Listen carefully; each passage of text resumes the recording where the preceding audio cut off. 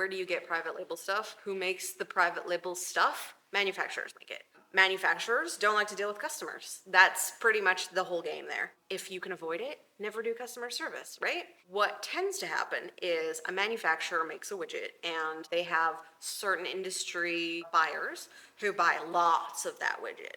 But then the trick is matching the supply of the widget with the demand for the widget. The larger corporations who buy the widgets tend to be a little bit inflexible in their demands. So they're kind of like cruise ships, right? So it would be relatively easy to match demand, but you don't necessarily want to just match demand because that leaves you vulnerable. What the manufacturers will often do is be open to selling to smaller buyers who, under their own brand name, want to sell their goods.